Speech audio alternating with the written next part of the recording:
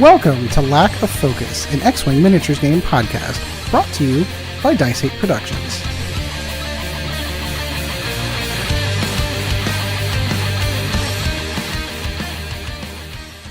Hello everyone, and welcome once again to another episode of Lack of Focus, episode 11, Attack of the Clone Wars. I am your host, Ed Horn, and alongside me tonight, my partner in crime and gaming, one Mr. Chad Brown. Chad, how's it going, my friend? Hey everybody. And our producer extraordinaire, one Mr. Chris Sheriff. Chris, how's it going? Oh, it's good, thanks, Ed. So, in this episode tonight, we're going to be covering some fantastic news that is coming out. We have seen Wave 3, or at least it's going to be the contents of Wave 3, and it will be all about Clone Wars era ships, and oh yeah, a couple other ones that got tossed in there. We've had some recent news along with the new TIFO, so we got some pilot names and abilities that we can kind of go over, and Chris played in a large tournament. Well, large enough that it was the Battle of Alberta. He was even playing games on stream, so we're going to be covering all of that and a lot more right after this.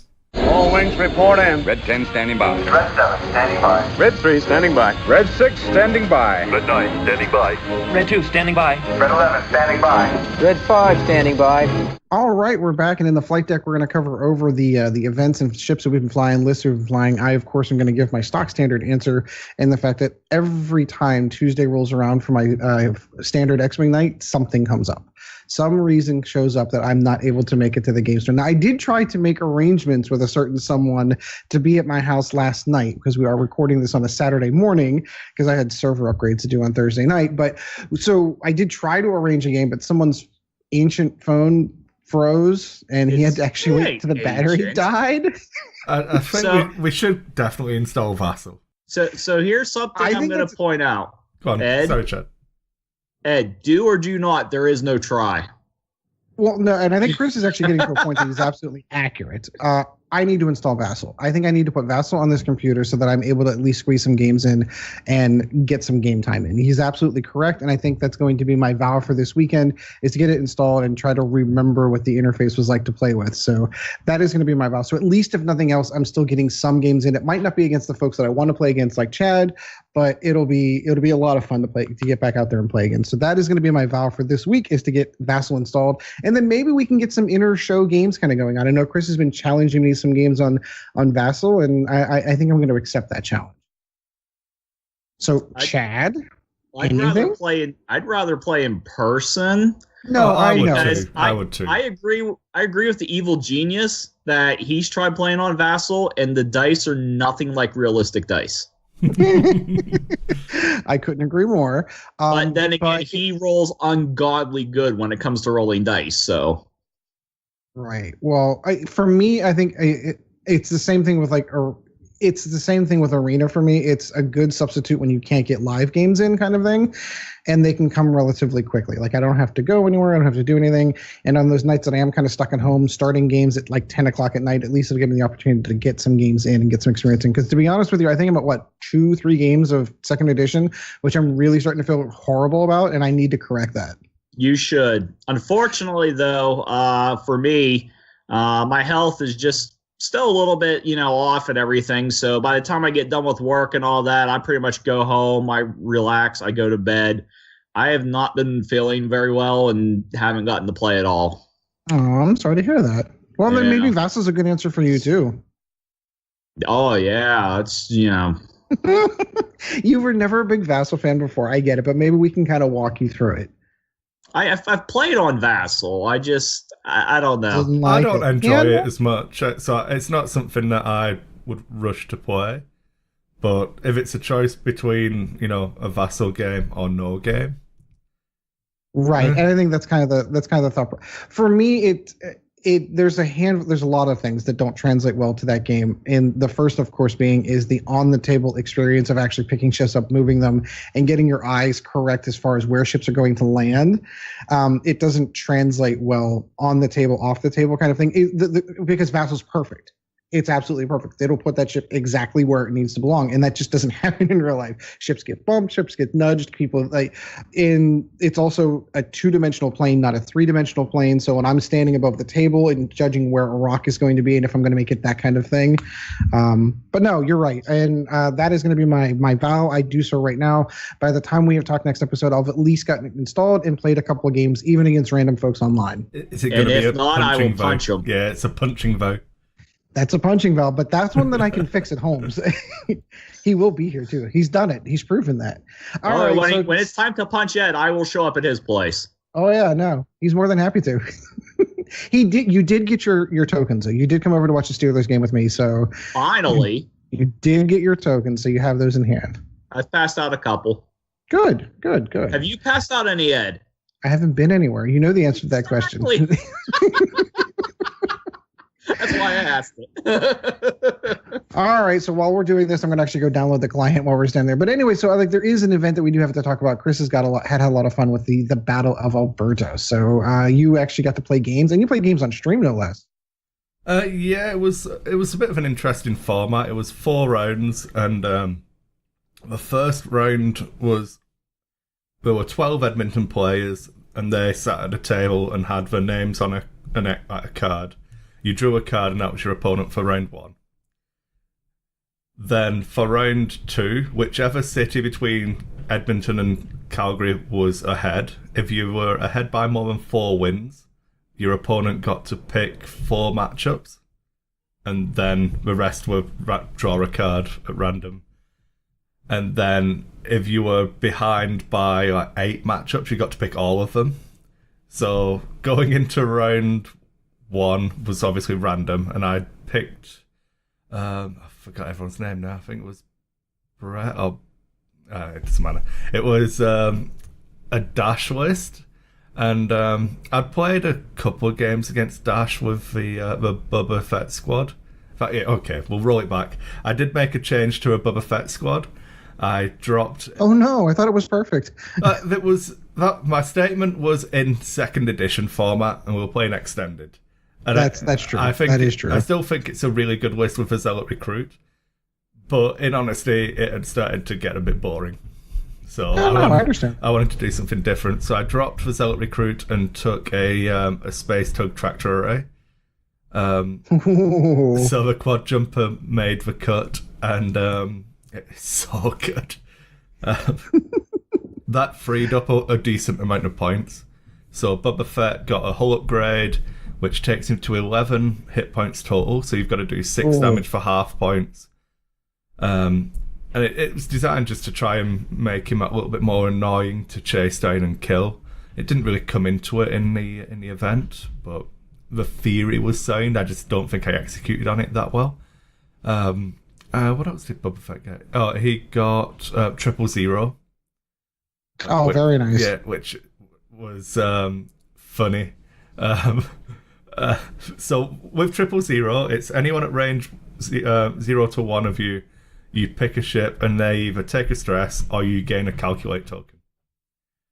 And for some reason, people have an aversion to giving Boba Fett a calculate token when he's at range 1 of something. I don't understand this.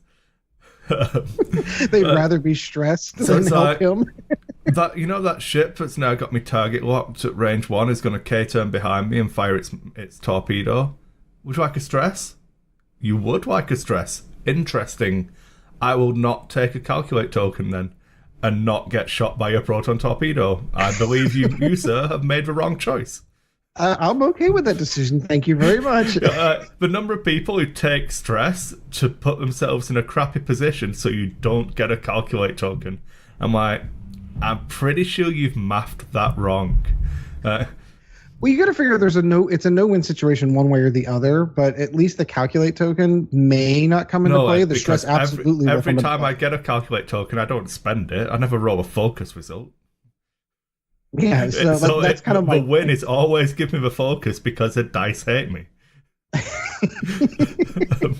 So before you dive too far into how the event itself, how are they scoring it? I'm just kind of curious. Just wins. It's interesting. No MOV, just wins. So you score your MOV within your match, but it didn't mean anything. So a 1-point win was as good as a 200-point win. So that you didn't have like any gigantic tiebreaker, because of course I'm drawing from my experiences from the Outrider Cup, where we really got really in the weeds with how much MOV was, and that's kind of total points, and those were sort of your tiebreakers. Wins are worth points. Like, I mean, don't get me wrong, I'm going to give Ryan a ton of credit. The scoring system on that's fantastic, and we've had some really tight Outrider Cups like that came down to like 3 points for a win. Yeah, but what I would say is it was never going to be the competitive. But Edmonton has a higher concentration of players who also play tournaments. So one of our guys posted on their Facebook group, without really talking to our Facebook group about it, like, we should do a battle of Alberta, and instantly Edmonton were like, yep, awesome. We had like 20 odd players all interested, and then they always come down because we host the big events, so they're the ones who always have to travel down to us.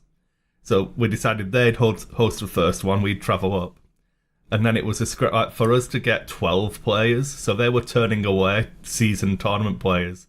For us to get 12, we were having like people who've only just started playing but are willing to travel. So it was never gonna be the most competitive. Yeah. It was really good fun. I think we did really well in the list building side of it. Like we actually got organised and worked out some archetypes of lists, and we didn't let people just take a good pilot if it wasn't going to build into something better. So my list got Fenro and Boba Fett. So I was in the Edmonton list, they had Fen in one list, Bubba in a different list. So I think we did well in that sense. Overall, I think the score was 30-18, and that was going into round 2, we picked 4 matchups. Going into round 3, we picked all of them. Going into round 4, we picked all of them. So I don't. That means that you had a rough time last time, the round before. It was fine. Once you get 8 points behind, when there's only 12 matches, you're never gonna pull. You've got to win all of them, and we didn't have the players or the squad match because you can't play the same player twice still. So you can't. Now, did you have to keep the same lists over the whole event? Yeah. Okay, so that's something that changes in the Outrider Cup. Like, you're allowed to switch lists. So you actually pair in the Outrider Cup. If you haven't seen or heard about it before, we have a whole old show that dedicated a ton of them to it. In that one, you would actually pair up against the list and not the player.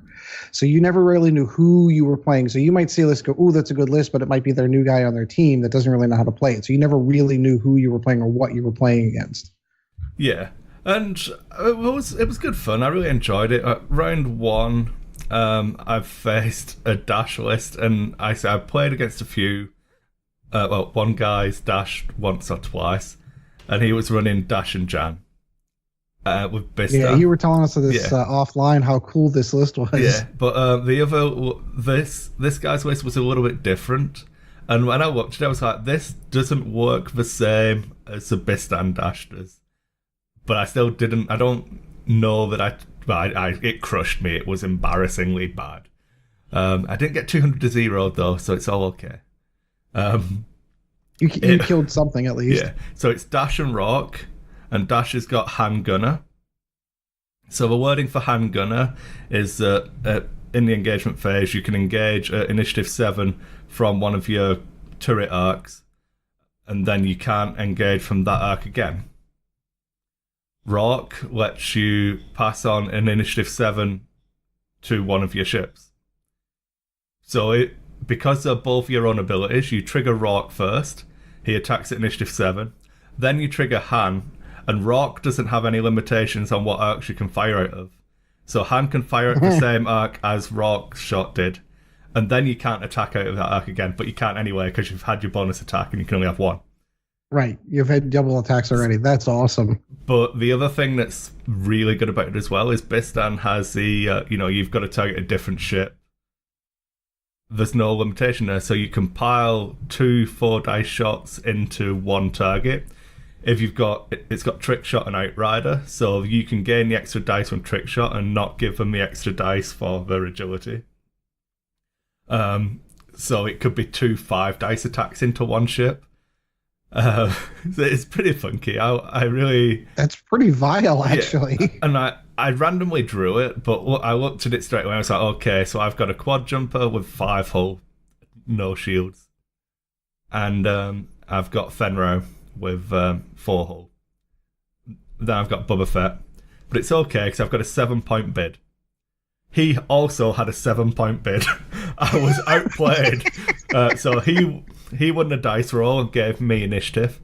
So my Boba Fett is now going to be sat in Arc.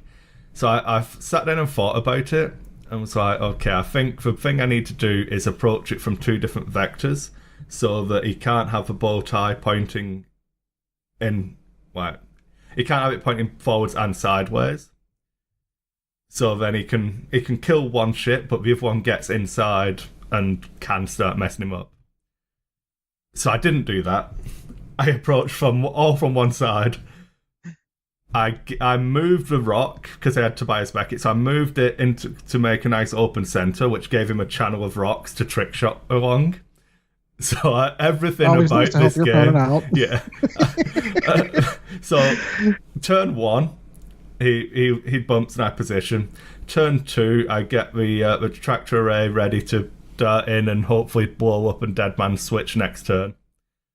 But he just blows it up because it's just in arc and just at range 3 with dash. So he gets 8 dice and dies. At least he wasn't at range 1 of me, so that's fine. Round 2, I swoop in with Fen and Bubba, and Fen is just outside of range 1 of dash. So, okay, this went badly. This was supposed to be range 1, and it was like literally just out. So Fen blows up to the first shot, and Bubba loses 3 shields to a second shot. And at that point, okay, this is now over as a contest. I managed to get half points off Rock, and then Bubba just died. And it was like, yep, everything about that matchup was hard. I feel like had he had initiative, I could have controlled range a little bit better. My execution was terrible. I didn't do the right things, so I really deserved that loss. Very much on me. And then going into round 2, I played against the Dreyer Swarm, the Scum Swarm, the Y-Wing that lets you reroll attacks with generic ships if they're in your arc. And it was 2 space tug tractor arrays, a Z95, a Torquil Mux, and the Y-Wing, and was it the Outer Rim Pioneer? Or Elite? I can't remember. One of the little shuttles for the coordinate. And I'd played 2 games against it, practice games the night before. An awfully similar list, and if you scissor outwards and come back in, and then he can screw up one of your ships with tractor beams and stuff, but not both of them, and you just roll into the center and this stuff just blows up, and you'll lose some things, but you should come out on top. And that was good fun. So that was a nice fireball of fun. Yeah, it was a good refresher of like, because trying to solve that puzzle against Dash, even still now, trying to solve that puzzle is like mentally taxing, but just throwing stuff into that is good fun. That's what I love about the game. It's a chess game with guns. I love it. The next round was we got to choose all of the matchups, and Paul LaRue and his son were there. And I've known Paul for 5 years now, and we've never actually played a game of X-Wing. Because really, we've been at the same event a couple of times, but never been paired together. And then a lot of the time recently, I've been running the event, so I'm not actually playing. So I was like, can I play against Paul? I don't care about the actual event. We just want to play. He was running Redline, Rexler Braff, and Mauler as 3 Initiative 5 pilots. Ooh, interesting. And we played, and I I gave a masterclass of how to frustrate Redline. It used all of it. I think it used 3 bombs and not hit me. And not fired a torpedo yet. And then I think he got me with his last bomb or something. But just like you bait in and then break off and just rinse and repeat. And I felt I controlled that pretty well. It came down to Fenrir against Rexler in the end game, and the space tug blew up just outside of range 1. I was gutted. So there were times, because I was just trying to get Rexler to be in 1-shot range of Fen, because then it's worrying for Paul to actually try and joust me. If I can roll 5 dice and blow you up, it becomes worrying. So I'd reversed. Absolutely, that's a lot of dice. I reversed the space tug to be at range 1 of where Fen's 4K, where Rex's 4K was going to put him. I'm like, oh, look at that, I'm stressed, no action. I was like, I'm not shooting him, Chris. There's no way I'm shooting that thing. So he waited until it was just outside of range 1, then he'll take his shots and try and chip away at it. But I think Bubba died to a fuel leak direct hit, which was unfortunate. And then Fen took a structural damage crit to take him down to 2 agility. And at that point, it was pretty difficult as a contest.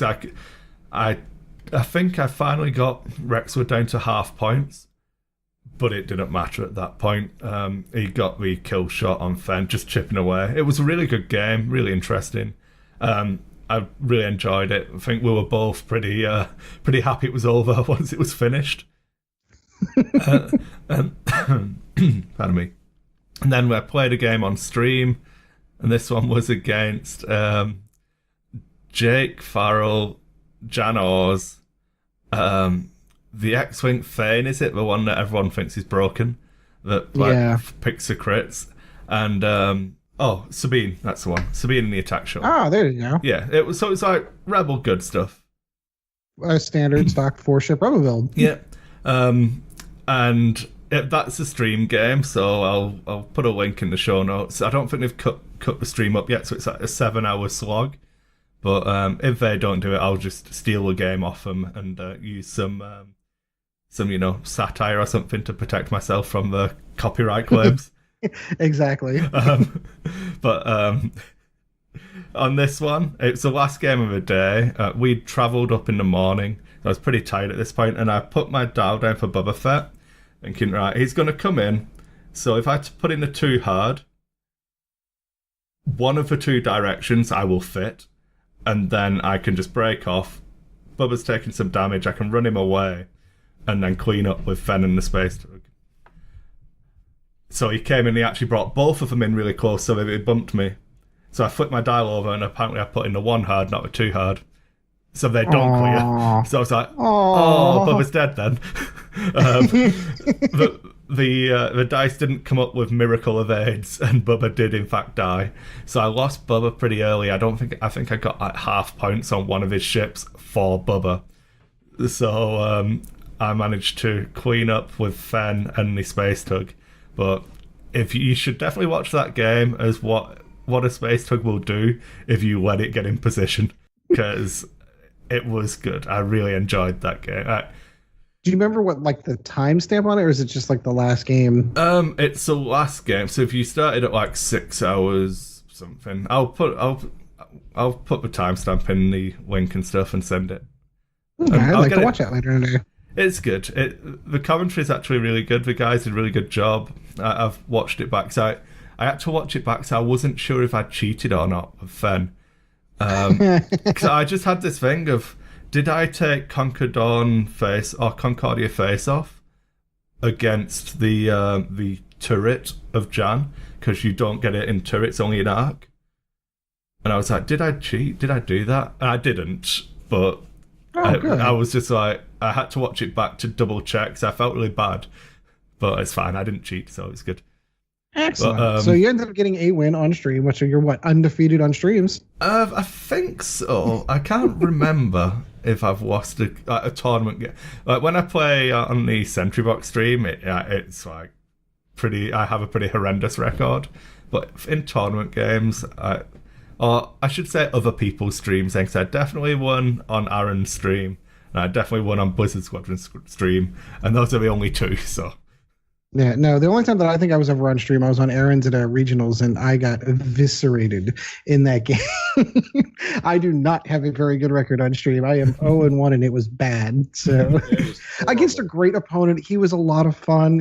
I had a lot of laughs, but man, did I make one minor calculation error in the early beginning of that game, and it just went downhill right from there. It's one of my favourite X-Wing memes at the moment was the going around the crate page, and it was a calculated risk, but damn, I'm bad at math. That's awesome. Yeah. So anything else to report from the event aside from having a fantastic time? No, just a thank you to everyone who ran it up there. It was actually held at a gaming cafe called King's Court. And then they were closing down apparently, and I think he kept it open for an extra couple of days just so they could host the event. So that was really cool of a guy. Unfortunately, I can't really drum up more business for him now because it's That's unfortunate. Closing the door after horses bolted. Got to get those Albertan colloquialisms in there now. Yeah. No, it's not cool to hear local game stores closing. They're like the handful of places we get to go in indoor and actually sit down and play games. So that's why I always buy local. Yeah, Edmonton's in a bit of a weird place. It's a shame. If they had our infrastructure, I feel like there'd be a really, really strong region to actually play in. But they don't have the stores and we don't have the players in Calgary. So it's a bit of a damned if you do, damned if you don't type thing. People need to move. Yeah. Or at least people. See, the problem with you is like whenever you're traveling, like how long of a trip was that? So for the local Battle of Alberta tournament, it was a 3.5 hour drive.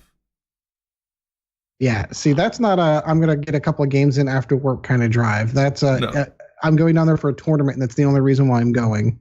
So we left I left the house at 6:30. Jill dropped me off in Erdrey because that was like on the way. The guys carpooling up, picked me up from Erdrey at like 7. We got there at 10:30. The tournament started at like just at lunchtime. We played 4 rounds, went for some food. I got back home at 1 in the morning. Yeah, those are the days. Those are the best days.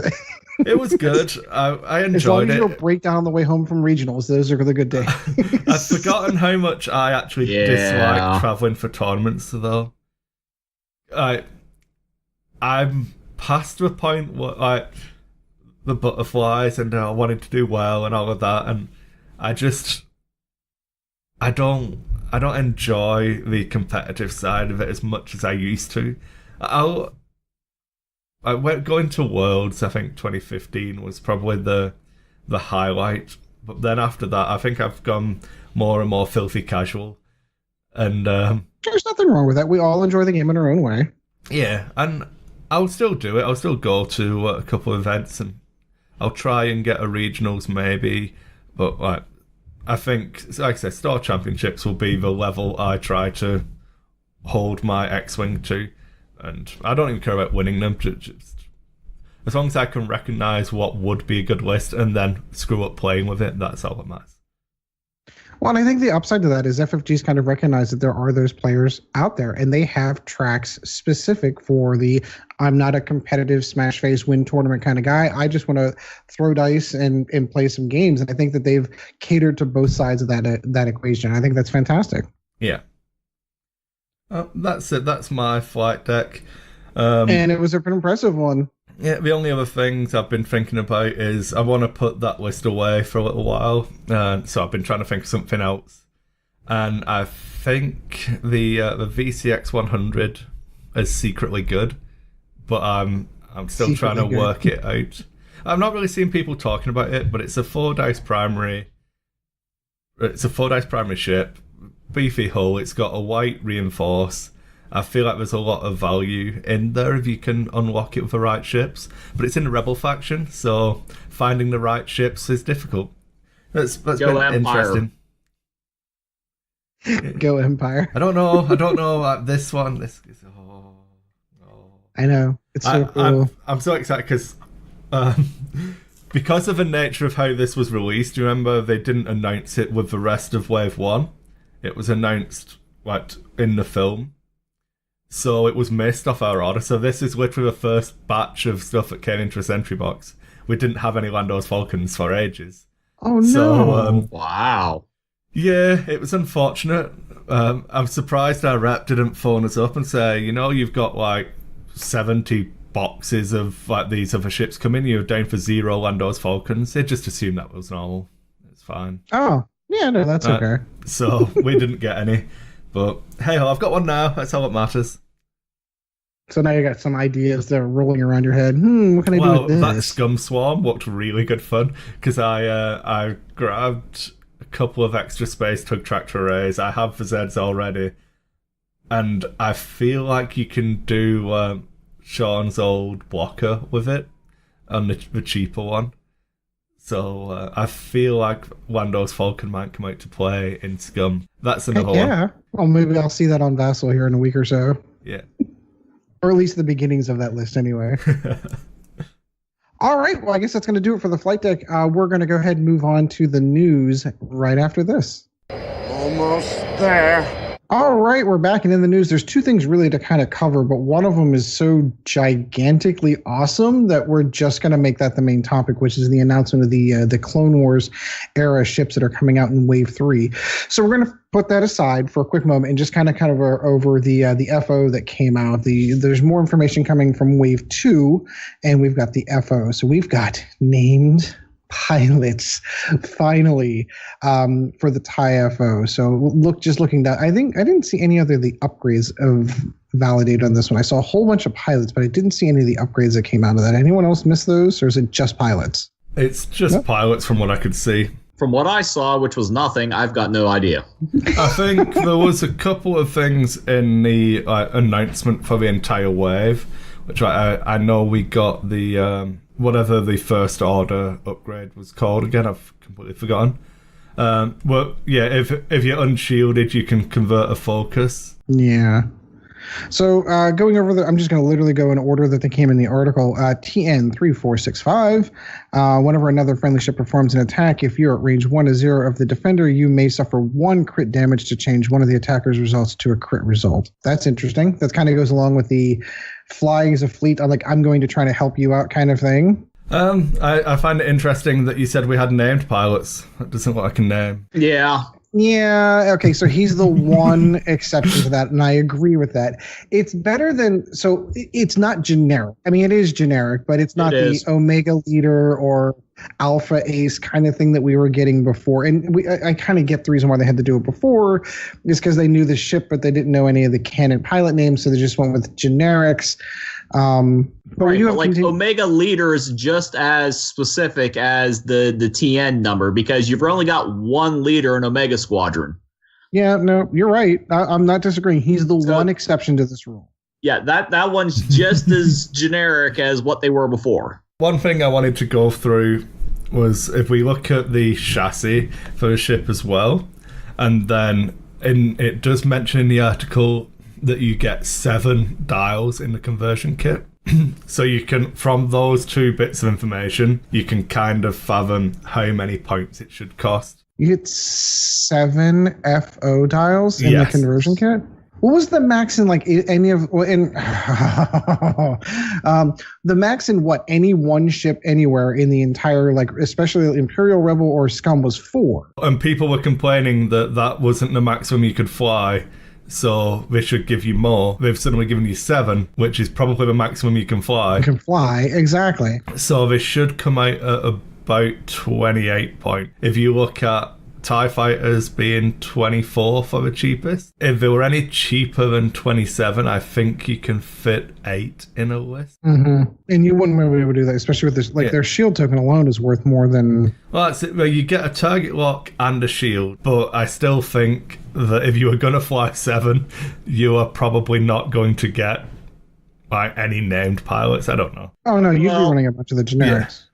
I think they're doing it because they don't really have a ton of ships like the 3 main factions do. So they're like, here's your opportunity to fly more of these lesser ships to make up for the lack of, good ships and, the big numbers like the other factions have. So you feel like they're going, oh, look how good we are to you guys. You can fly 7 FOs here, have 7 FO dials. Look how good we are. And everyone's like, how many Kylo Ren dials do I get? Because that's all I want to fly. Exactly. Basically, yeah. They're like, look at this. It's really good. Don't look over here where it's not good. Look over here where it is good. Yeah. Well, it's interesting to me that it's interesting how you said like the major factors all have a whole bunch of other dials. And we'll get into this when we get into the second half of the main topic. By wave 3, we're going to have 4 factions that don't have a ton of ships. One of them's literally just coming out in Wave 3. One of them, for all intents and purposes, is being re-released in Wave 2 that doesn't have a ton because there wasn't a lot of time from Edition 1 of X-Wing to even put a ton of ships. There isn't a lot of stuff in canon. So is it the norm then?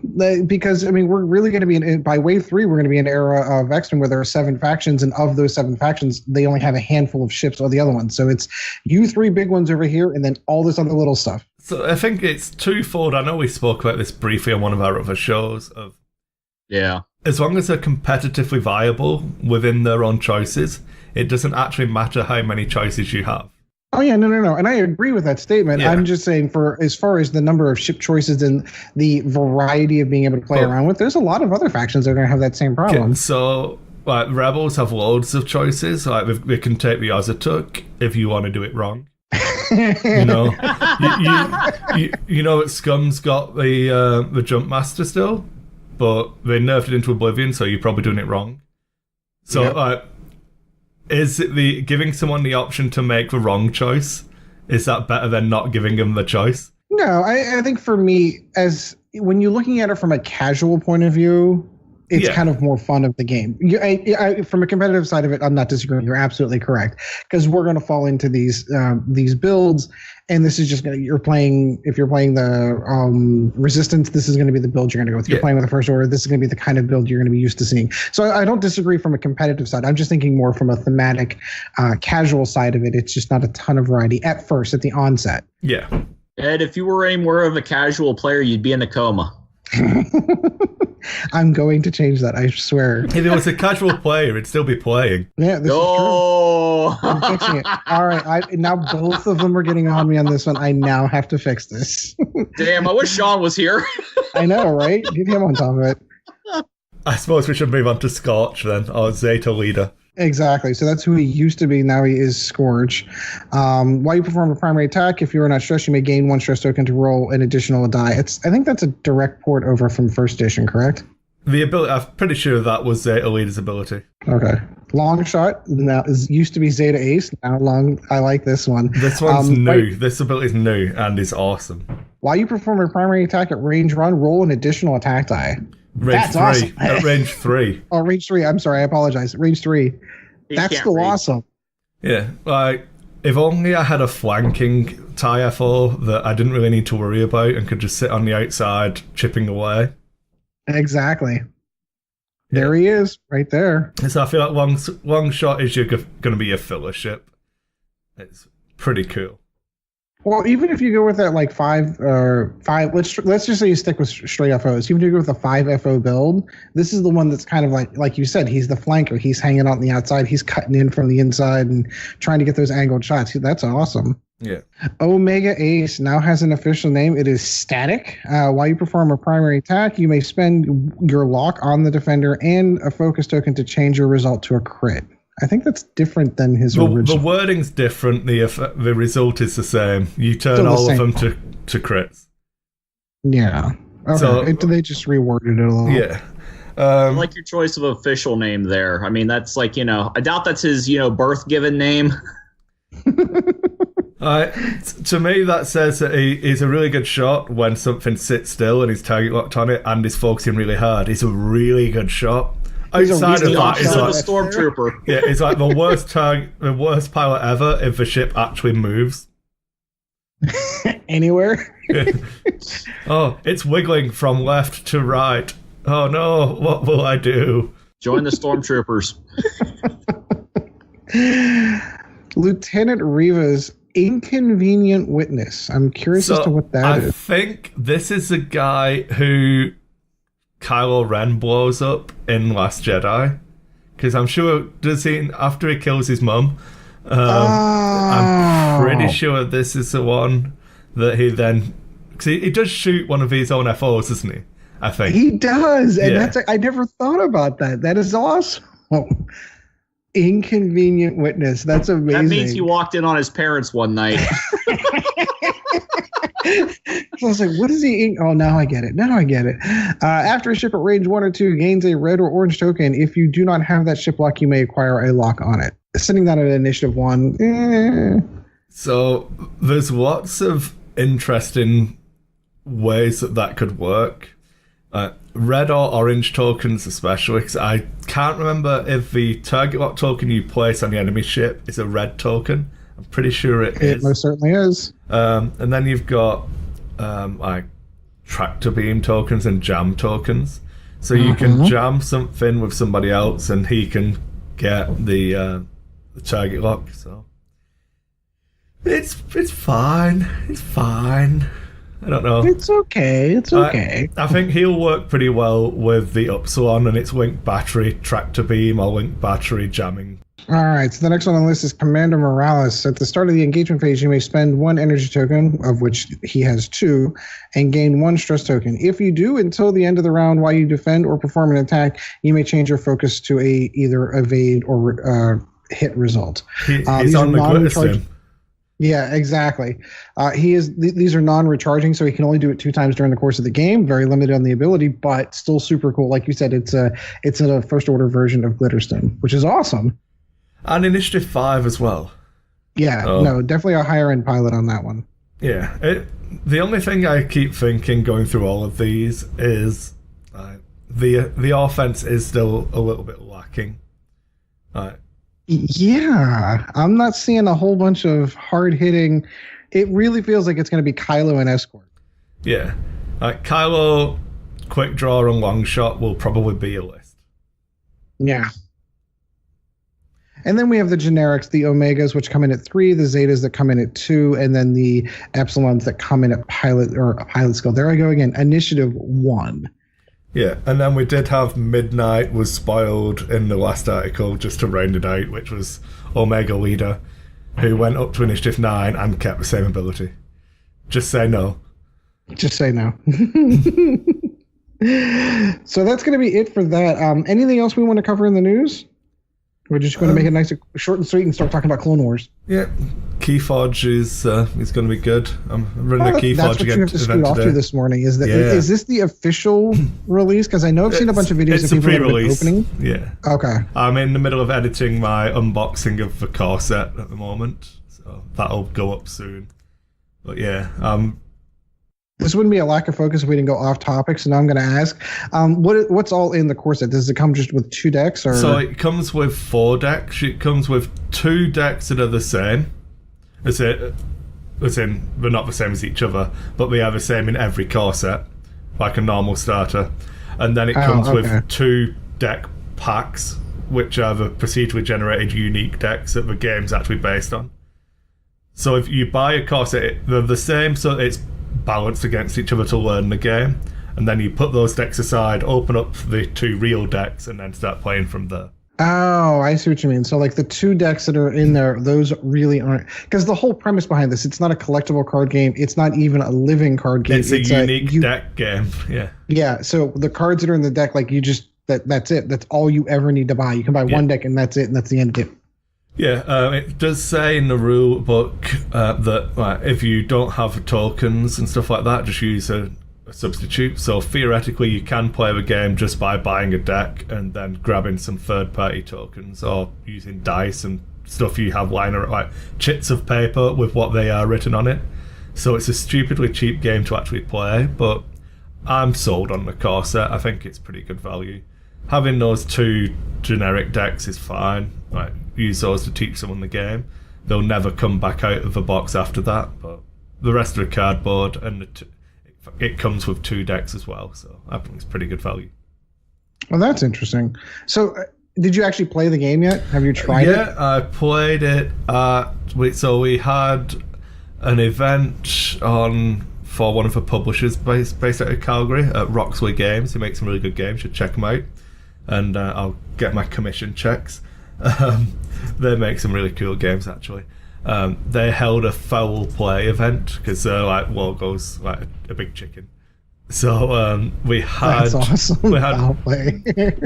Yeah, we had Ronnie from Watch It Played come out, and he played some Keyforge with Greg and that.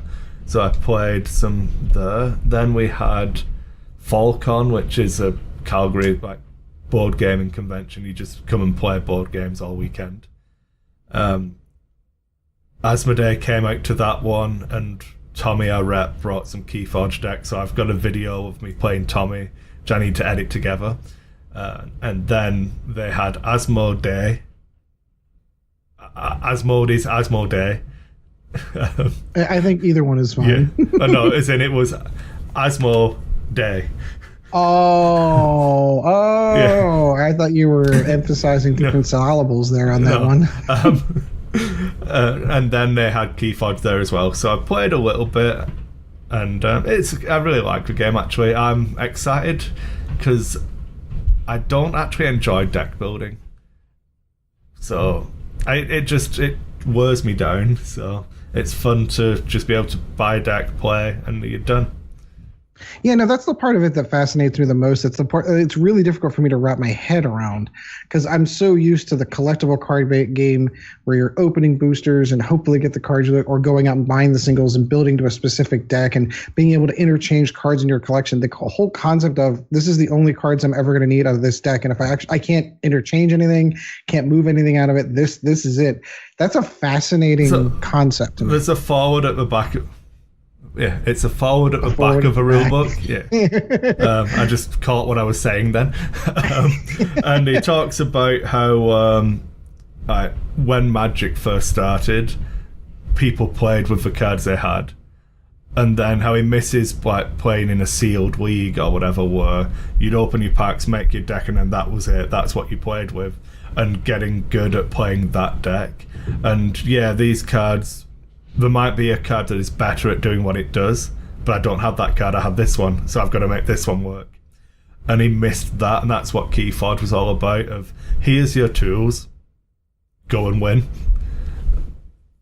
That's really is fascinating. And originally, whenever this is really going down a rabbit hole of off topic, but when Richard Garfield originally designed the game, he did not design the game to be a booster game, like opening starter packs, opening boosters. He envisioned the game as a game on the shelf kind of thing, where you would pull the box off the shelf, pull the decks out, and that's it. So the cards that he originally designed in the alpha set, that was all that was ever meant to be in those decks. That's how he actually envisioned Magic to be played, as opposed to the juggernaut that it is now of collectible card gaming. I think that's what it feels like. I think the terms he used, it starts off feeling like, in the jungle fighting for your survival type thing, and then eventually, as you go on the internet, get your deck list, it just becomes I'm on this ride, this is what the deck does, I don't really need to play it anymore. Like, the fine-tuned Magic decks do what they do in the same way an X-Wing squad.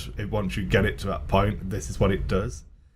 Bringing it into the Keyforge model of your deck being pre-generated, it very much revolves around you playing your deck, and that no one else will play your deck like you do, because no one else will have that deck. So I'm really excited for it. I don't know how serious I'll take it competitively, but it's looking like really good fun. Is it really designed in a competitive sense? It's FFG, isn't it? So of course it is. Well, yeah, but so, and this is that other side of the coin. So if it's designed as a competitive sense, then I don't know how many decks are coming out on the launch. It's like 8 or 16 or 8 or infinite. Okay, so I didn't. Is it the cards are randomly generated inside the set, or how does that work? So I'll quickly address this point, and then I feel like we've got a lack of focus for just me and you, Ed, here. Yep, no, I agree. We'll do that out. So there are 7 houses, and each deck is made up randomly of 3 houses. Each house has 12 cards within the deck, so it's a 36 card deck, and they are procedurally, not randomly generated. So cards that function together are more likely to appear together. And depending on, I don't know how, the algorithm must be crazy because it's like super cool how it works. But like, it'll pull from another house to fill in a weakness if it feels like it's done this gimmick here, but it doesn't have enough creatures to pull it off. So it'll pull creatures from another house rather than their artifacts and stuff. So you'll have 3 houses in every deck picked at random, and then the cards within it are generated, and there are 375 cards in the pool at the moment, I think, something like that. From what I was reading, I think it's something like 12 trillion combinations. Oh, wow. Yeah, so that's from wave 1. Interesting. But, I'm just kind of, like I said, all right, well, we will hop off on this one because this is a complete side topic. I'm fascinated by the idea of the game, and I'm just want to know more about it, but that's not X-Wing. So, all right, so we're going to move out of the news and we're going to go into the main topic, which is even more news. It's going to be covering the Clone Wars era ships that are coming in Wave 3, and that is going to be coming up right after this. I don't know. Fly casual. All right, and we're back into the main topic tonight. We're going to be covering Enter the Clone Wars. We have seen what is being released for Wave 3, and it is going to be Clone Wars era ships. So I feel like this really went really quick, as in we got an announcement, hey, we're going to start doing Clone Wars, and you're going to have them in Wave 3. And since we know that Wave 3 is going to be here by what? January or February? I think the Wave 3 kit was February, so we guessed that it would be January. Right, exactly. So we're like a couple of months away from seeing these ships, which means they knew about this way, way back. To have the time to be able to play test these, get the art out, get the publishing out, they've known about this for quite some time. Just throwing that one out there. Anyway, so first thing that I know that Chris picked up on is this the first thing that I noticed too, was that I don't see a Rebel ship in Wave 3. So one thing I did think about when I sent that out in our chat was Lando's Falcon was done the same way, that it wasn't announced in Wave 1. Yeah. So there could be a Rebel ship we don't know about. That's the only other, that hopefully the counter argument that I gave to Chris was that I thought that maybe the ARC 170, because there's so few Rebel pilots that could possibly be in that faction, and we already have a couple of them, that maybe they would just top it off with a couple of cards for the Rebels, so that if you really wanted to get both, you can get out of that one. Although I think the design structure for FFG is that they're not going to do dual ships like that anymore. But I was thinking about that point after I made it, and it's like, well, it doesn't matter because the cards are in the conversion pack anyway. And right. I want to roll it into, seeing as we're talking about it, and I think this is a listener question anyway, Chad. You might want to double check the exact. Do you want to just shoot that question out there, Chad? Just so that we can address it properly. Oh, see, I'll pull it up. It's a multi question. So Matthew J. Budney asks, while I'm sure you're going to cover it in your news section, what are your main thoughts topic? on Wave? You were wrong, Matthew. Main topic. Main topic. We have so much to say about it. Yeah, on Wave 3. Not just the introduction of the 2 new factions, but that Scum and Empire each get a ship re-released for 2.0, and they contain 0 new cards, nothing for Rebels, thoughts on their choices, new paint schemes for the Z, etc. Basically addressing that whilst addressing Ed's point as well. Mm-hmm. It looks like, from what they've shown, that the Z doesn't have any new pilots in it. It is literally the pack lifted from the conversion kit, and then the same for the Striker. It wouldn't surprise me if there were cards missing from that spread and there is something new. In the same sense, I think that Joy Rekoff was added in to the Scum, the Fang Fighter, where he wasn't originally in the conversion kit. So when you buy the conversion kit, it's got that little extra pack that has extra carbon and both the same pilot on both sides. it wouldn't surprise me if this set had stuff that wasn't in it, and they're just not spoiling it yet. Yeah, that would be my thought process as well. I don't want to go too ham on FFG until we actually know that there isn't a rebel ship. Yeah. You have the ARC model, which you can use. If you don't get the pilot cards, it's a shame, but I think I would rather they didn't give me the pilot cards, because I want to get away from that cross-faction stuff. Yeah, especially if you're the I only want to play one faction kind of thing, and you have to go buy another ship that is out of faction to get the card that you need. We'll get to that with Senator Palpatine. Oh, sorry. I was also going to mention that Zachary Johnson had also asked about what are your thoughts on Rebels not getting a ship added to second edition format clear through Wave 3 now. He had also pretty much kind of asked a similar question, so just wanted to throw that out there. That was also get them both out of the way. Yeah, I'm in either camp. Either one would not surprise me. That A, that there is a rebel ship that is in Wave 3 that we've not seen yet, or B, that they're just going to toss in a couple of pilot cards because everything else is functionally going to be the same. Yeah, and that the ARC 170 is just going to contain those other pilots. I think the concern, of course, is that you don't want to have to direct people to a $50 conversion kit for one ship. To be able to get the stuff that you need. So I also find it sort of difficult to believe that they'd release the same sculpt of the same ship in two different formats, like one in the Rebel faction, one in the Clone Wars factions. So it's. I feel like in the long run, I feel like Rebel Z's are dead and Rebel Arcs are dead. Ooh. Now that we're having more factions, I feel like if you want to find out 170, Old Republic. Well, it's always felt out of place in the faction from the time they released the ship. I said it whenever it first came out that it's interesting to me that they back in those days there was a hard rule that they weren't going to go back to the prequel era for ships, and here was the ARC 170 being released. It always felt out of place in the Rebels. Yeah. The interesting part to me is that the fact that there is an ARC 170 in the Rebel conversion kit, though, like it has the bases, everything's kind of there. Yeah. So they literally just phase a ship out of a faction like. With the new format, with the hyperspace format, where it's going to be ships chosen for competitive play, and you don't need to phase it out. You just don't have to put any effort into. As an argument, I hate UFFG. I can't play the Rebel Arc 170. You can buy a conversion kit and the Republic Arc 170. So it's not that it's phased out. You just put zero effort into making it happen, and it never appears in the hyperspace format. Players are never penalised for not being able to get it cheaply. Yeah. Here's what's going to happen. Just play devil's advocate, you know? No. It's a good point. I think what's going to end up happening, though, as much as we try to tote the casual line here a lot, the competitive area is really what's going to drive what's getting played on the table in the local game stores more often than not.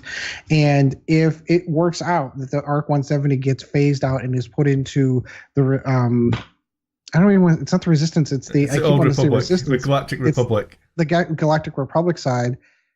The competitive players are just going to move that over.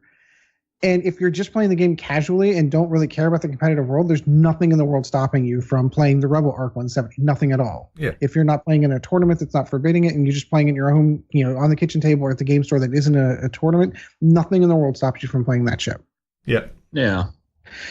Wow. A lot of talk on the ARC 170. Okay, so let's kind of get into the cool stuff. So I was going to point out, you'd said about the whole different paint schemes on ships being in different factions. I mean, we did have the Z and the Y wing.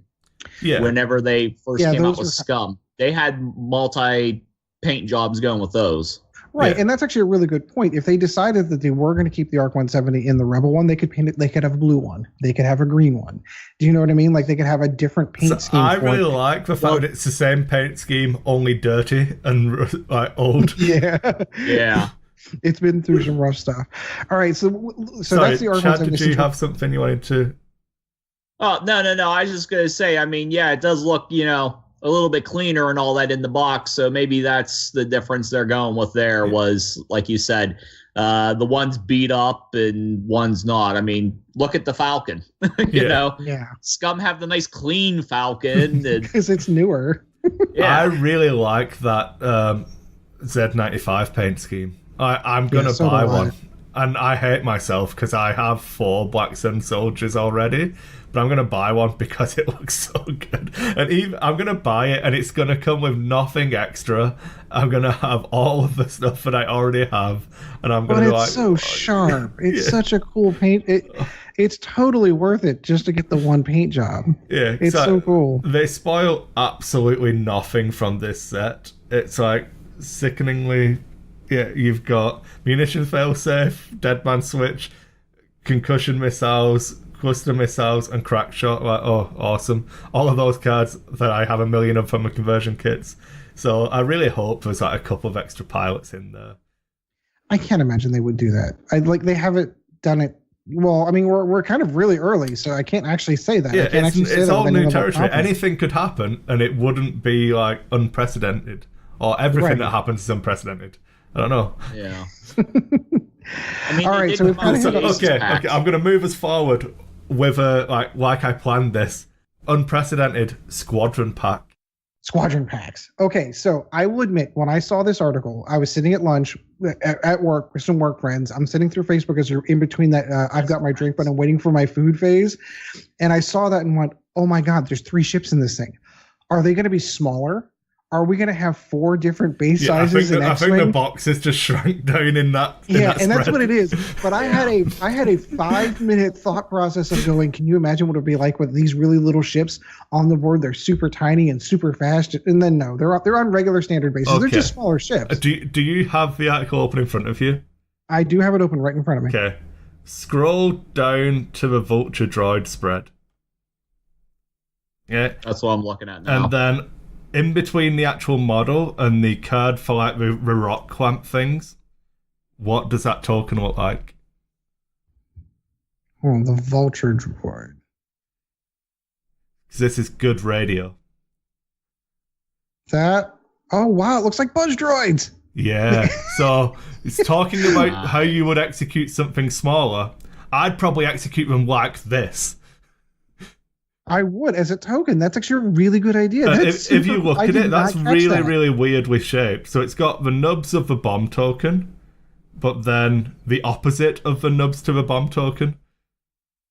Yeah. So it looks like it can fit in the nubs of a ship. And then I think it's pretty cool. That would be so. We're not obviously seeing a dial for them or anything like that, but that would be really cool if you could. Oh, that's really neat. Yeah. Oh, okay. Wow. There's so many cool ideas that can come out of that. Holy cow. So I thought I'd just make you day there. I'll quickly drop that one on you. Oh no, that is really cool. I mean, all right, so let's. Only got 3 1s and 2 3s, but not bad. Yeah. But it's so let's get into the contents of that one. So that particular pack, we are looking at the Vulture droids. You've got the 2 vultures that come out of that one, and then you have the bomber, which was the Bulbador, or what was the name of that damn thing? The Belbulba. Thank you. Belbulab 22. General Grievous' somebody else is ship. butchering names. Yeah, General Grievous' ship, exactly. Yeah. Well, hello there. Yeah, that's going to be awesome. So Grievous is going to be in the game.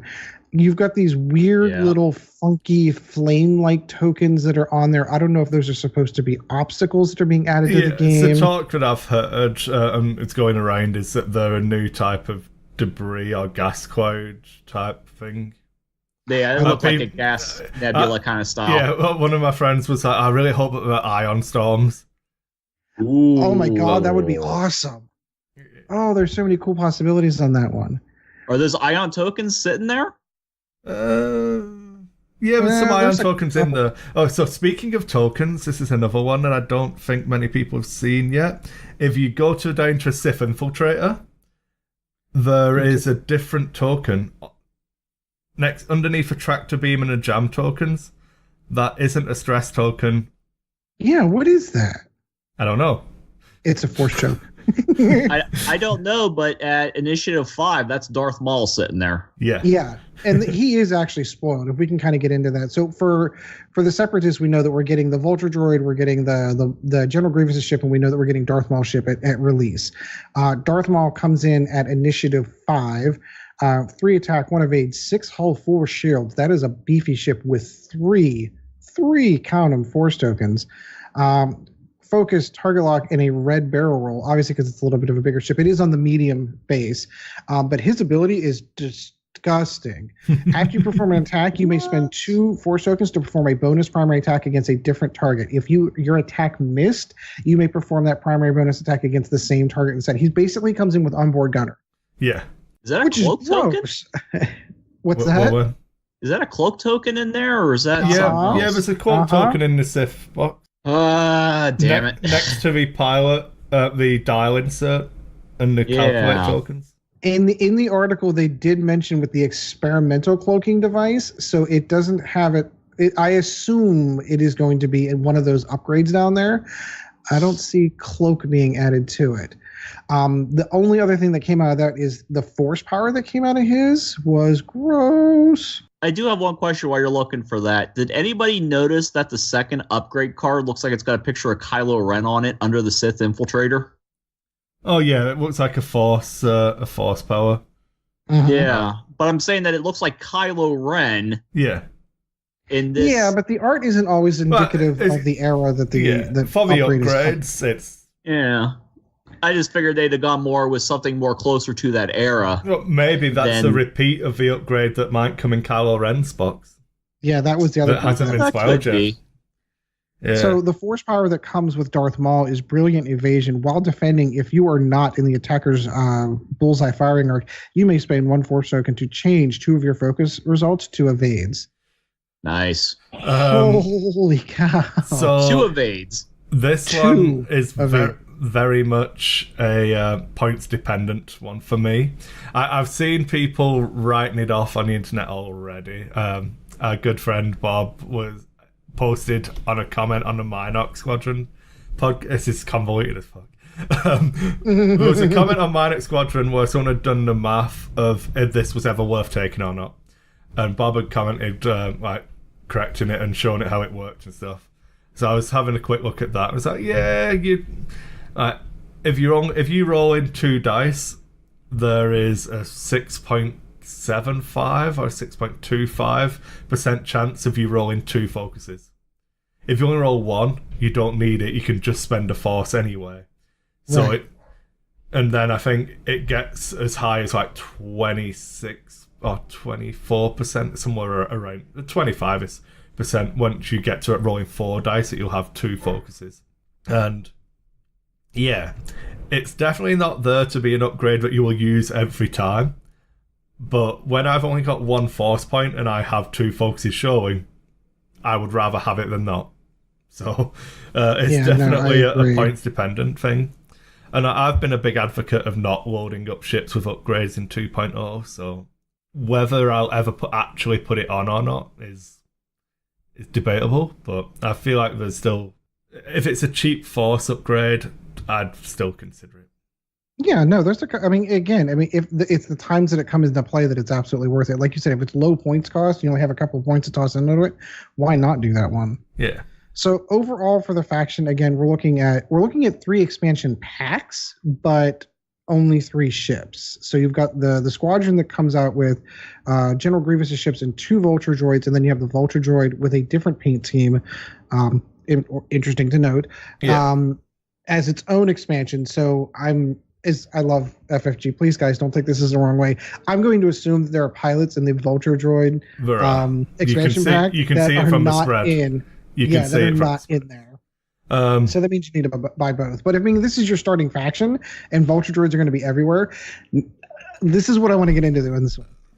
Well, before you do, I just want to point out that the nature of it, the only place to get the Bulbosa, or the General Grievous thing, is in that squadron pack at the moment. Correct. So you're always going to have, if you want 2 of them, you're going to have 4 Vulture droids. If you want 3 of them, you're going to have 6. Ad nauseum. Yeah, no, it's a similar situation with the when we move on the to Galactic Republic side, and we'll get to that in a minute. Yeah. So the interesting part with this one is how they structure that. I'm curious as to how low the Vulture droids are going to be, because they're not going to have focus tokens. They've got to be 20 points. I want 10 of them. Exactly.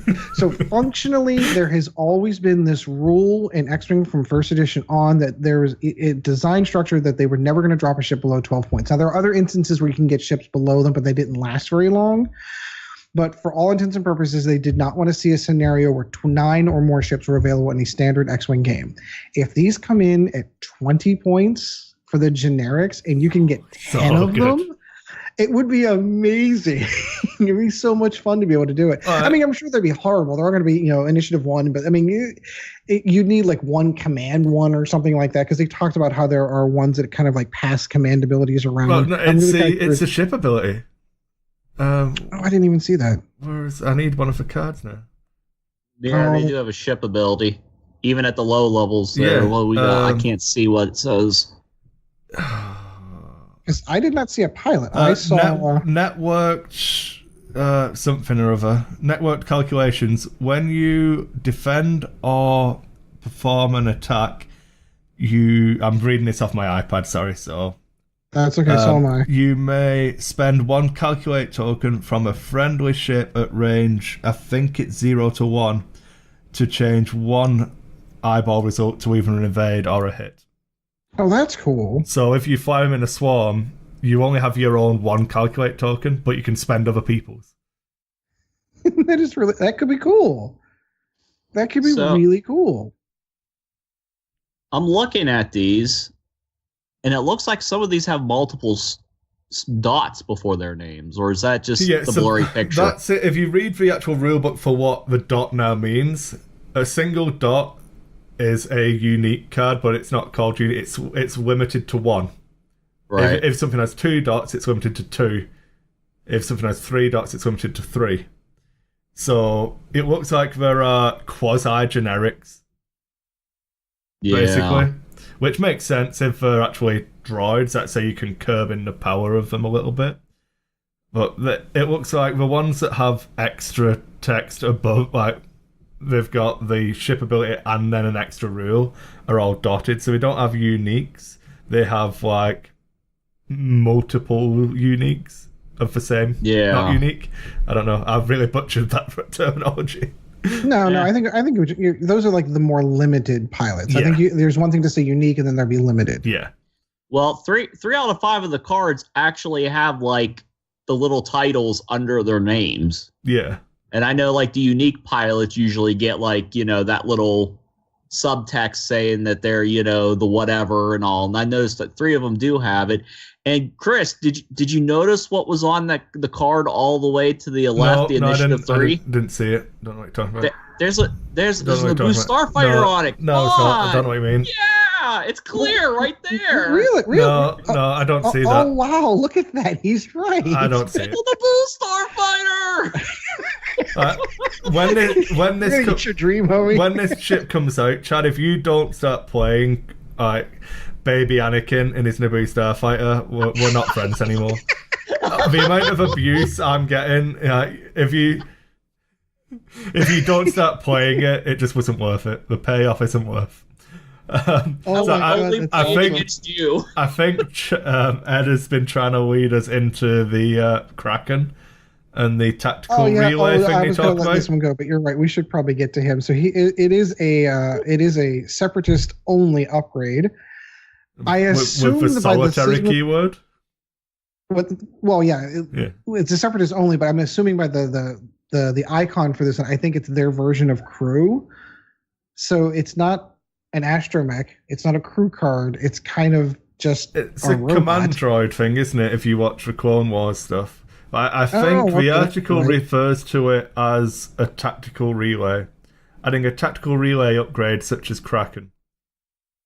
So I think that they're the droids who tell the other droids where to go and lose the battle horribly because they're still droids. All right, but we do have Kraken. During the end phase, he adds a calculate token to any ship that he is on. During the end phase, you may choose up to 3 friendly ships between ranges 0 and 3. If you do each of these ships, do not remove calculate tokens. So what was the do not remove 1 calculate token. So they have a soft moldy crow. What was Moldy Crow? There was another ability that allowed you to hold on to another. So you had I am drawing a blank. It was on the evade one for the F4, which everyone used to put on Omega Leader, and then there's a focus one as well, where you can only have one focus token, but it didn't go away, which people used to put on Poe. Yeah, people used to put it on Kylo too back in first edition too. But yeah, so basically, effectively, it does the same thing. Comms relay. Thank you. That's what I'm looking for. So effectively, that's interesting. That's going to be. It's really going to give the idea of having a whole bunch of droids flying around and having command droids as you really getting a feel of where this faction's going to go. And then you have Darth Maul tossed on top of it. So I feel like with the solitary and the fourth aspect of this droid is that people have been talking about. Does it mean that? Because the stuff in that box where it says Separatist Solitary are normally restrictions on how you can field it. So I feel like you're only going to be able to have one of them, because it makes sense from you don't have two command droids, because then you've got too many chiefs and not too many chefs. Yeah, I gotcha. Too many chefs. I don't know, I can't even remember. Too many idioms. Too many cooks in the kitchen. That's the one, yeah. So that'll be interesting. I suppose, have we waxed lyrical on Clone War Separatists enough yet? Not yet. Well, they got their own missiles. Okay. Which are energy shell chargers. Yeah, you can read those. Those you require a calculate token to attack. Spend one energy token while performing this attack. You may spend one calculate token to change one focus result into a crit, and its own ability allows it to be reloaded. Yeah. So that is an interesting ability to have the missile itself be able to reload itself. That's really cool. So this is it. I can't believe we're not spoken about this. It's 3 red dice at range 2 to 3. I should point that out. But grappling struts. Have you read what they say? Grappling. I did not see so that in the this article. is it's not. It's in the spread again. Oh, gotcha. It's underneath a buzz droids. This is so funny. You ignore obstacles at range 0, and whilst you move through them. Okay, so let's ignore obstacles, but there's so much text here. After you reveal your dial, if you reveal a maneuver other than a 2 straight, so as long as you don't reveal a 2 straight, this triggers, and are at range 0 of an obstacle or debris quite, skip your execute maneuver step and remove 1 stress token. If you revealed a left or a right maneuver, rotate your ship 90 degrees in that direction. After you execute a maneuver, flip this card.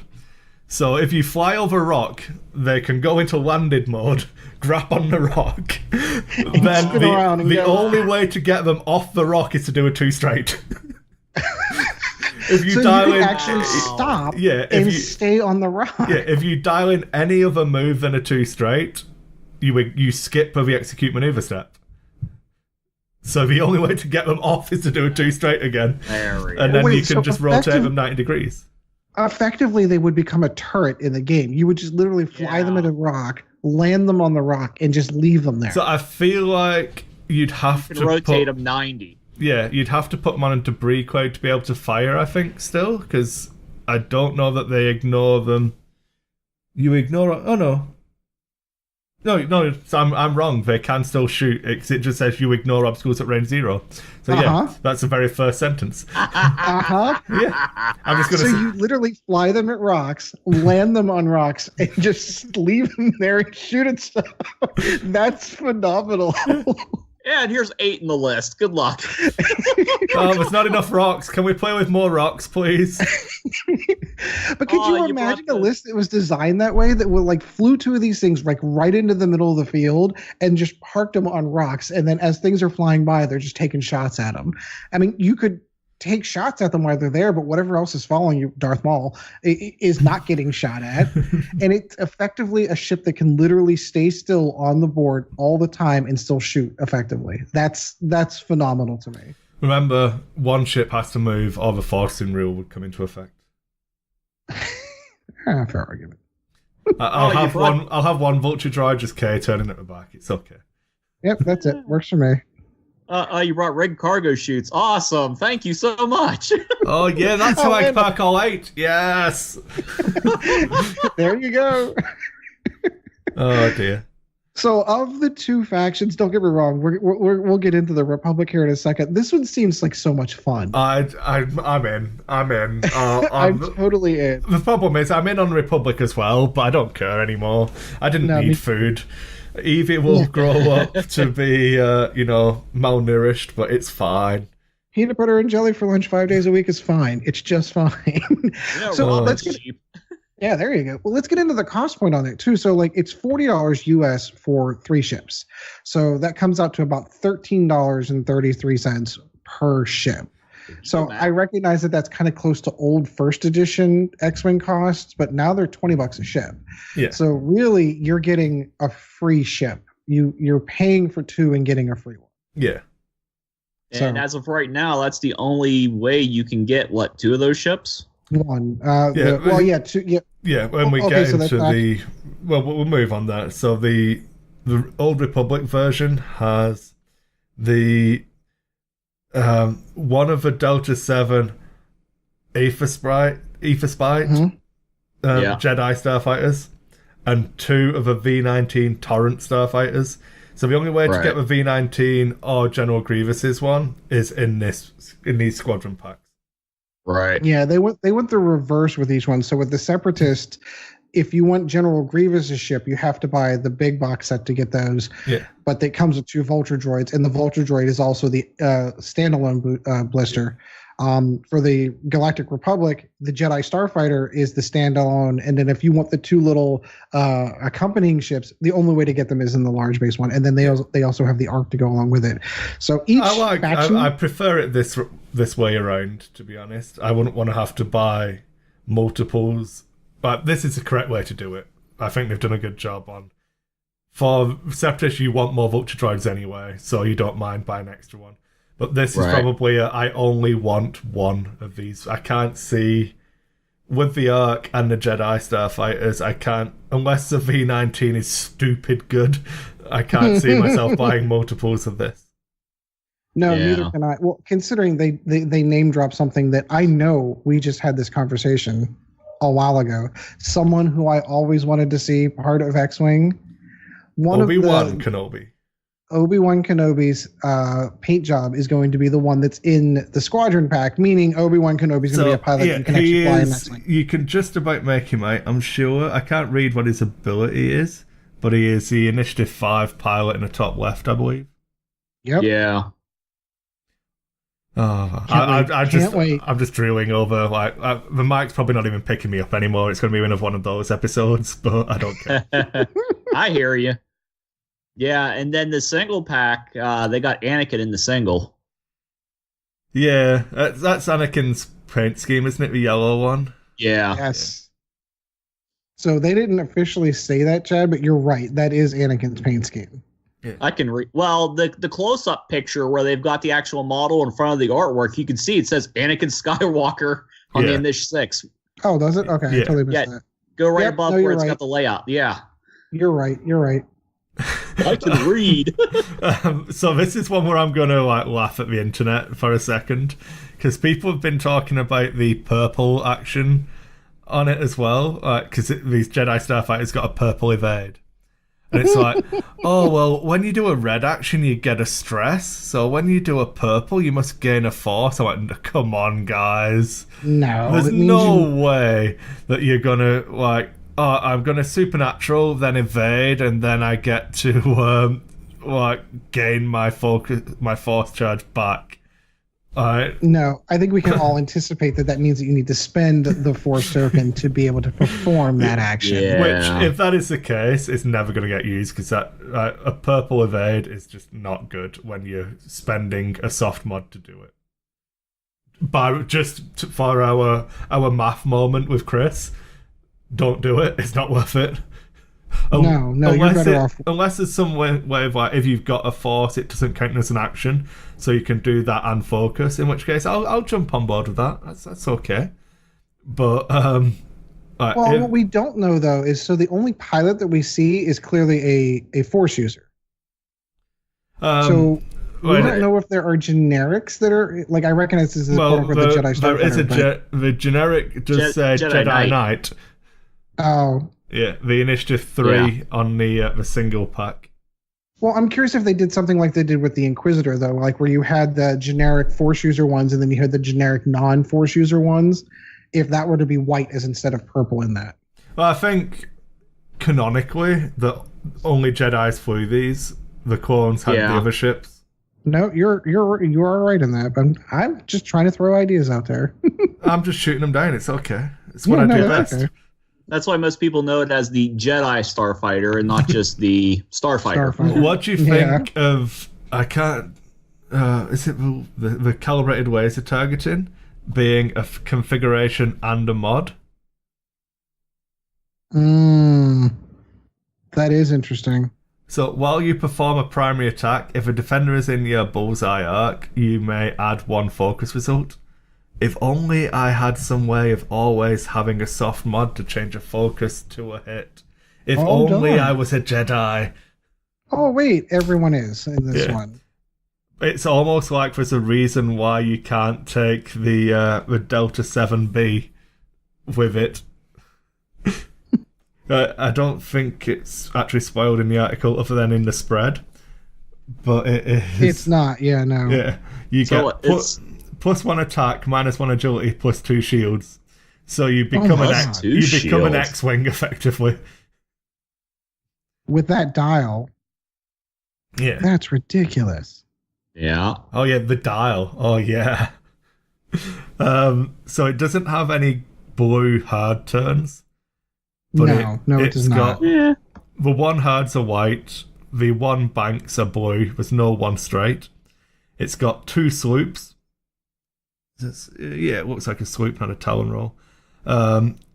2 hards are white, and then the straight and banks are both blue. Yeah. And 4 or 5k turns, and it's got a 5 straight. Yeah, 5k turn, Chad. No 3 hard. No, it's got the 5k though. It's too fast. You'll be happy. Yeah. Why should I be happy? You want your interceptor to have its 5k back? Just fly Jedis. Nah, I'm not going to do that unless they bring out Anakin Skywalker in the Naboo Starfighter. That's the only way That one won't have a 5k though. No, but damn it, if it doesn't barrel roll, I'll be upset. No, that'll be his ability. Yeah. Oh, I hate you. Okay. Can you make out their baked in ability? Because I cannot. As I'm zooming in, it's just execute a maneuver. Yeah. May spend 1 force to boost our barrel roll. Yeah. Their baked in ability is force based. Okay, yeah. So that ought to be interesting. Yeah. So I think that puts paid to the idea of them having non-force user pilots. Yep. No, that killed it right there for me. But it does give them push a limit, or like the interceptor ability if you spend your force. Mm-hmm. All the time. Yeah. I'm in. I'm in on these. I'm totally in. I'm in on both. To be honest, this one comes. Did we even see much of the other ship that goes into there? The other? No, nothing. I was trying to look. The V-19. Yeah, I think so. The stat block looks to be a 3, 2, and a 5 with no shields. Yeah. Focus, evade, target lock. Yeah, looks about right. And then barrel roll into something. Evade. Yeah. Looks like a barrel into a linked action evade. Red evade, yeah. Oh. No one cares about those. So, like, literally, I clone those people to die. I don't really care. Yeah. So it makes me wonder. Like, there's no shields. They're pathetic. The ship isn't super impressive, so it makes me wonder if they're relatively cheap. In the end, it's going to be Obi-Wan and Anakin. So, like, I can't wait to fly both of them at the same time in those Jedi Starfighters. I didn't. It's okay. What about the fact that we have... It's got to be a double-sided card, and they're just teasing you, for the Senator Palpatine and then Darth Sidious. Oh, which one is that in? Is that That's in the Arc 170. Oh, I missed that. Oh. Right. Because he's got stood there looking all regal, and then he's got like red lightsaber out. So do you think if you accidentally flip it over, you have to kill any Jedis in your list? You automatically lose all Jedis, but Order 66, you get to bring in. Yeah, It's got a coordinate icon on it, and it's purple. Yeah. so you coordinate all the clones to kill the Jedi. Yeah. The wording must be like remove any Jedis and then get a free Imperial Raider class Corvette. It just walks in. Yeah, we're the Empire now, bitches. This is going to be amazing. It's going to be interesting to see how this works because, all right, canonically, how does he get to use the Force if he's Senator Palpatine? As long as there's no Jedis around, nobody knows he's using the Force.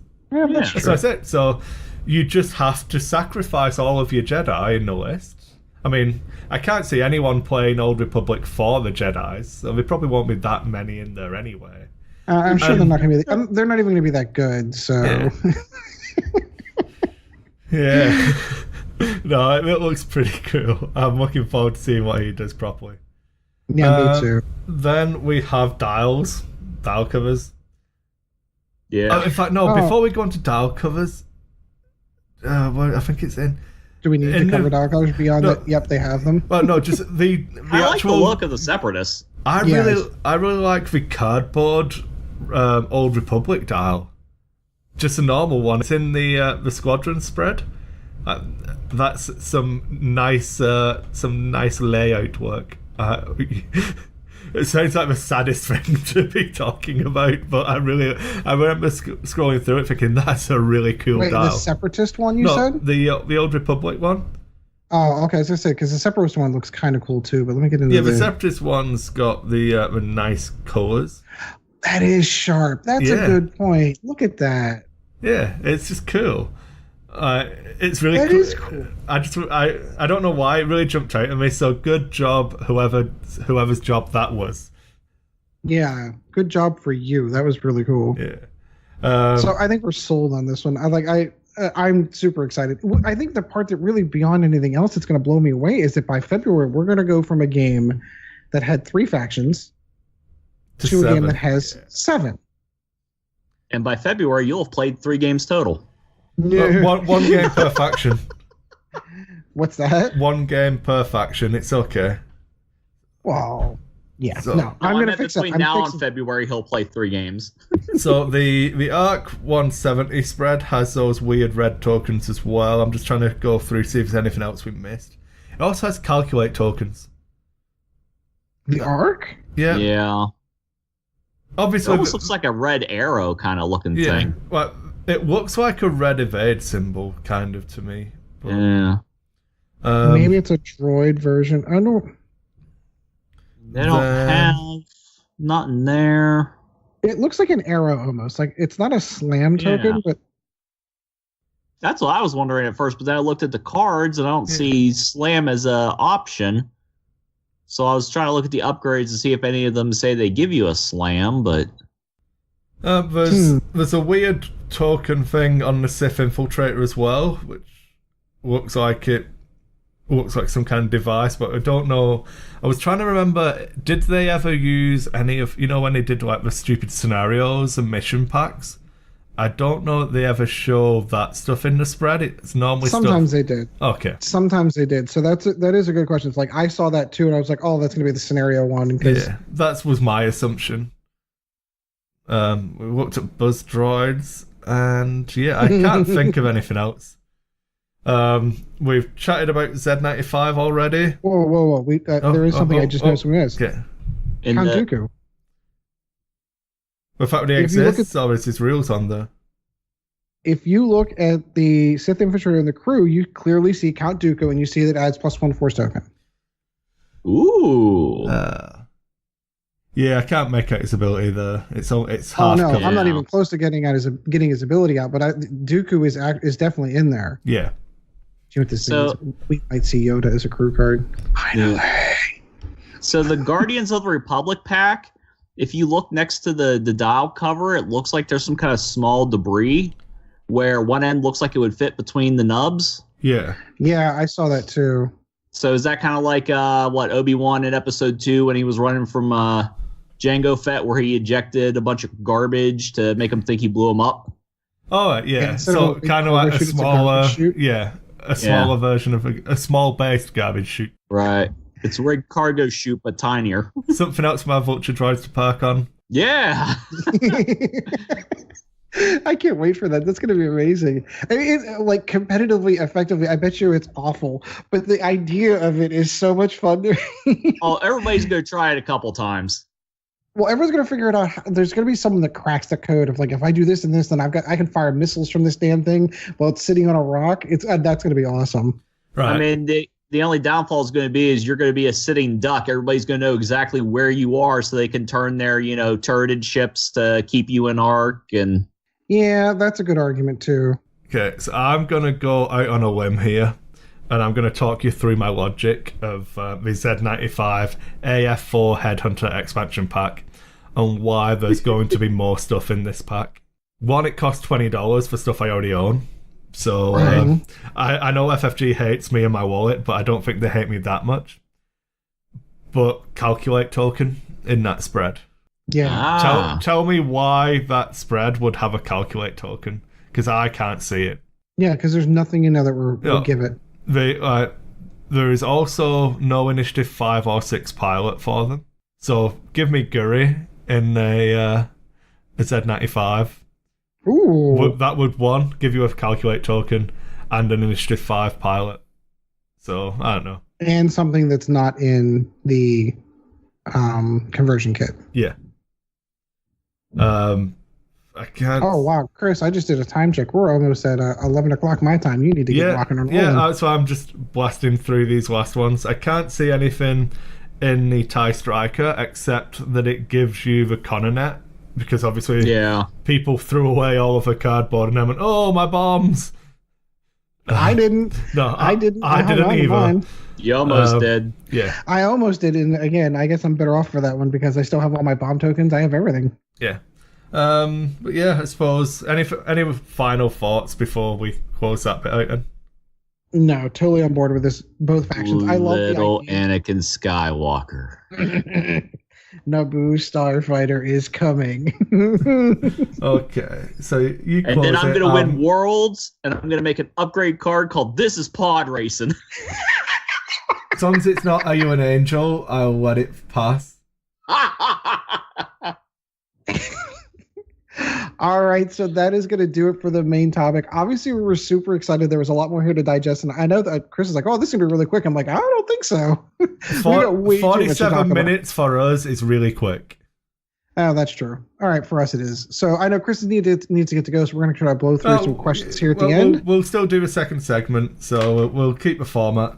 So close it. I was going to say we're going to close out, yeah, and then we'll go in and answer some questions really, really quick in a lightning round format, and then we'll close out the show right after this. I find your lack of faith disturbing. All right, so that is going to do it for episode 11, Attack of the Clone Wars. Obviously, we're super excited by Clone Wars coming out, and can't wait to see some of the ships on the table, especially those Vulture droids. Before we close out, I know, Chad, we've got a few questions from the Facebook group. That's kind of your shtick. Why don't you go ahead and start rolling off questions? As usual, I have not pre-read any questions, so they will be all raw answers as you get them. All right, so basically, here's the fun part. We already talked about Matthew and Zachary's question at the main topic. Mm-hmm. There's a nonsense question by Jake. So that just leaves us Scott. No, do the nonsense first. Start with the nonsense. Is that the one asking about Whisper again? No, it was the Lore Master one. Oh, that one. Yeah. Zach won, as we explained last week. Yeah. The last show. Come on, catch up, man. All right, so Scott has the only other question here. Thoughts on the show starring Diego Luna as Cassian Andor? Aside from home, K2SO will feature prominently? Yeah, so they announced they're going to do a Rogue One prequel TV series or something with Cassian being revisited. So, obviously, the one issue I have with it is I never like TV series where you know it's got an end point that has to happen, because what will happen is they'll start the story too close, like with Star Wars Rebels cartoon. They start the story too close to the point they need to get to, and then you end up with like time being Star Warsy, I suppose. So it's quite apt in the universe. But did you like Clone Wars? Yes. There was a stop point you knew was coming with that. Yeah, but so my argument there is that Clone Wars isn't single character focused. There's lots of episodes where you bounce around, and the time period is wider. Yeah. I would also argue real quick, if you don't mind. I think, and this is it's a diss on Disney. LucasArts had control of that one, and they did a much better job with the time frame. Now, granted, I'm not trying to say that everything that Lucas ever touched was gold, because it wasn't. But I think in that particular one, it wasn't necessarily a cash grab kind of thing that I really feel that Disney's going with, which is really what this feels like to me, to be perfectly honest with you. Am I super excited by it? Yes. I love the idea that Alan Tudyk is going to be back on TV doing K2SO, my favorite character from that movie. Absolutely going to be on board. But I'm with Chris on this one. Like, depending on where they start this, chronologically, time-wise, you know the end point. You know how he dies. You know what happens at the end. Yeah. My caveat with it is, if they make it as this is just a 1-season thing, or it might a 2-season, if they make it a self-contained thing, I have no problem with it. I'm really, really, like really an anthology series, almost. Yeah, where it doesn't have to, it's not going to end on a cliffhanger of what happens next season. If it's just a story but in a series, 2 series kind of. Okay, now that is would good be argument. awesome. But that is a good argument. I could take that. But it is Disney, so I doubt that will happen. They'll try and find a way to milk more out of it. And I don't know. We'll see.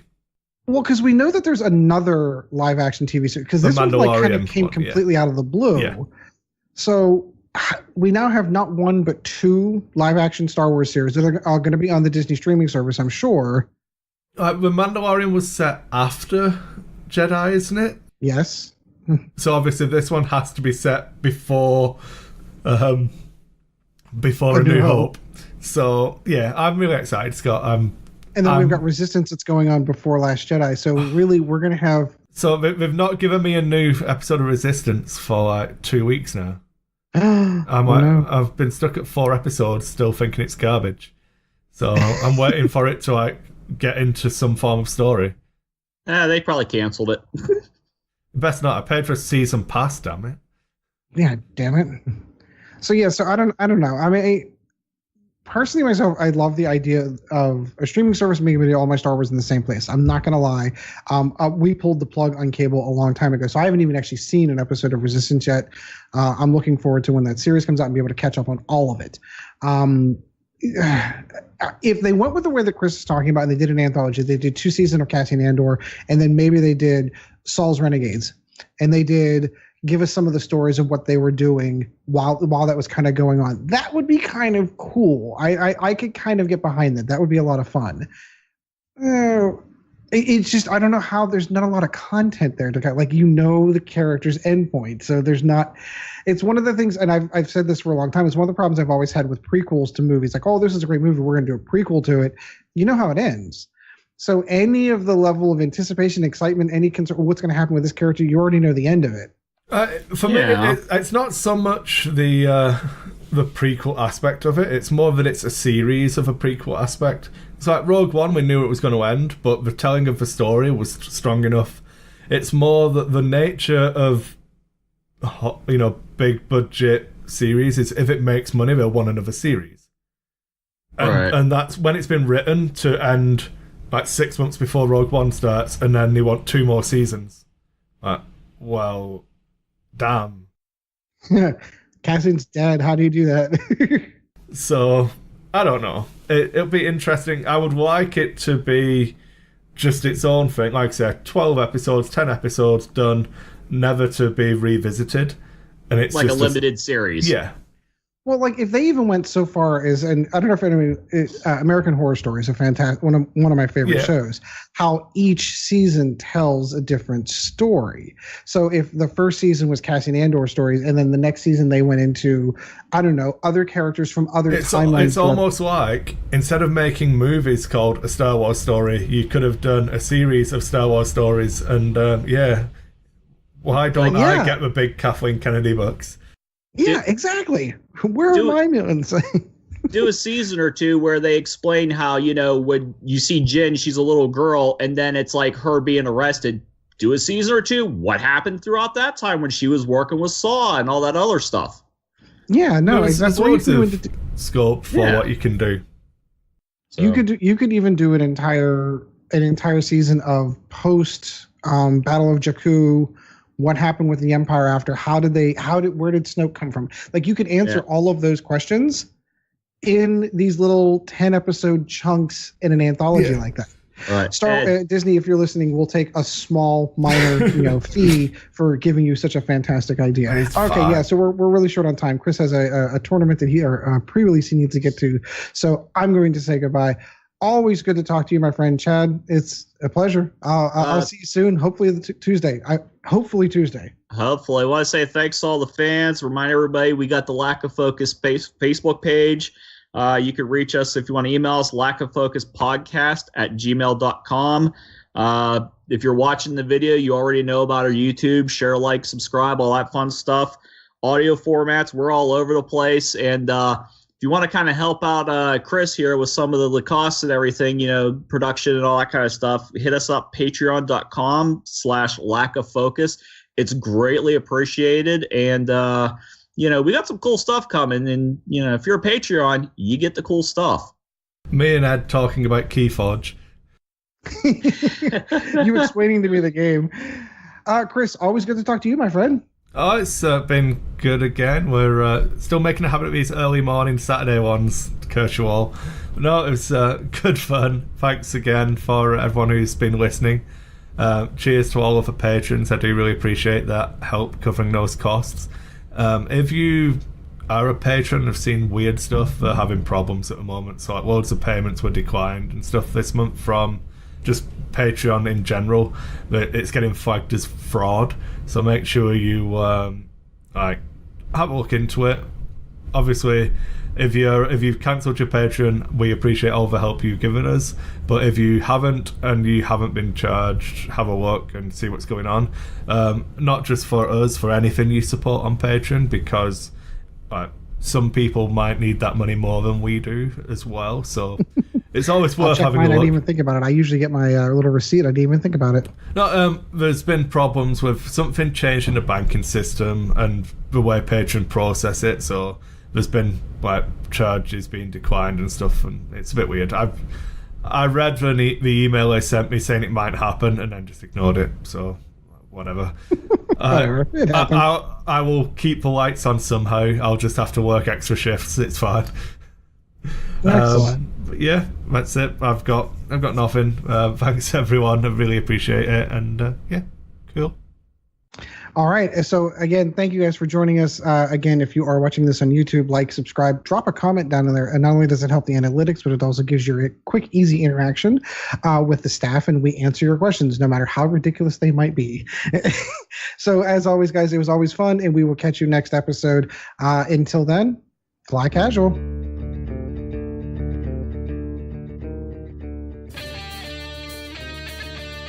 Thank you once again for joining the Lack of Focus X-Wing podcast. Check out Dice Hate Productions for all of the latest episodes, and we'll be looking forward to seeing you again next episode.